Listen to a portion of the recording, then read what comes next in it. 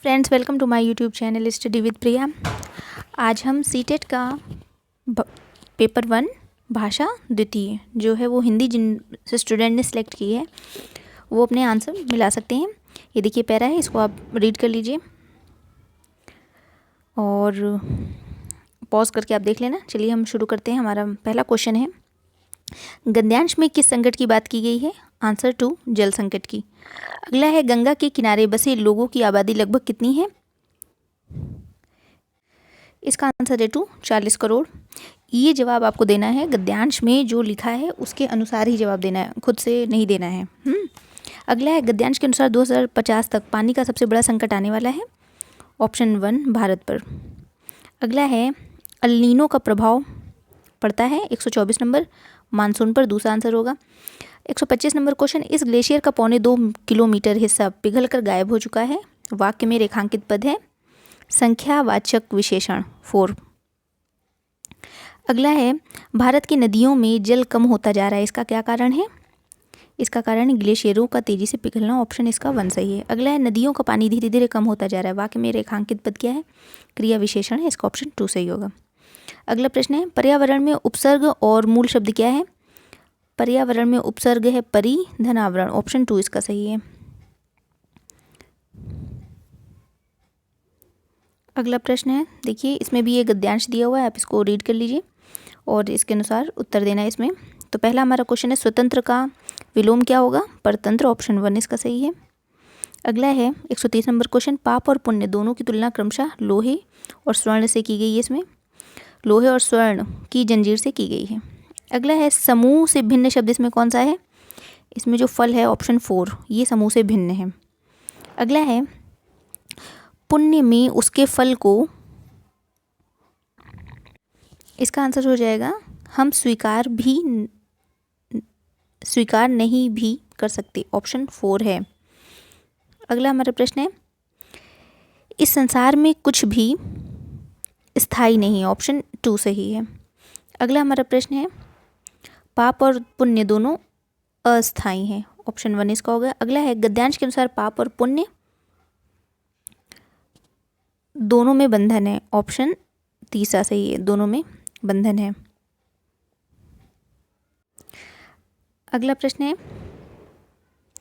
136 number question, अगर कोई भी व्यक्ति किसके द्वारा सर्वाधिक उपयुक्त तरीके से द्वितीय भाषा सीख सकता है?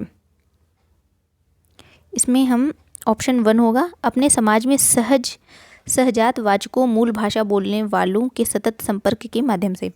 अगला है, पठन सीखने में सबसे बड़ी चुनौती प्रेरणा और अच्छा बाल साहित्य पाने की है। इस चुनौती को दूर करने के लिए हमें क्या करना चाहिए? इसके लिए हमें बाल साहित्य की सरलता से उपलब्धता, जिससे पठन के लिए प्रोत्साहन और रुचि पैदा हो, ये होगा इसका है दूर करने के लिए बाल साहित्य। ऑप्शन 2 इसका सही होगा। अगला हमारा प्रश्न है, एक अध्यापक ने कक्षा 5 के विद्यार्थियों को शीघ्रता से कहानी पढ़ने और उसके बाद 4 चित्रों को क्रम में लगाने के लिए कहा है। इस गतिविधि का उद्देश्य क्या है? ऑप्शन 1 सारांशीकरण के लिए पठन का अभ्यास कराना। अगला है, प्राथमिक स्तर पर भाषा कौशल का आकलन करने के लिए भाषा अध्यापक को मुख्यतः किस पर ध्यान केंद्रित करना चाहिए? इसका आंसर होगा ऑप्शन 3, समझ के साथ पठन। अगला हमारा प्रश्न है 140 नंबर, एक अच्छी वाचन बोलना गतिविधि वह है जिसमें शिक्षार्थी अधिक बातचीत करते हैं। ऑप्शन 2 इसका सही होगा। अगला हमारा प्रश्न है, बुनियादी चरण में आकलन के उपकरण और प्रक्रियाओं की अभिकल्पना इस तरह होनी चाहिए। इसका ऑप्शन 1 सही होगा, जो बच्चे के अधिगम अनुभव का सहज विस्तार बन सके। अगला हमारा प्रश्न है, कक्षा में छोटे बच्चों के लिए मुद्रित पुस्तकों के साथ साथ श्रव्य पुस्तकें और छोटे बच्चों की स्पर्शग्राही योग्यताओं का इस्तेमाल करने वाली पुस्तकें होनी चाहिए, क्योंकि इसका ऑप्शन 4 सही हो, कक्षा में विविधता आती है और बच्चों को विविधता बहुत पसंद है।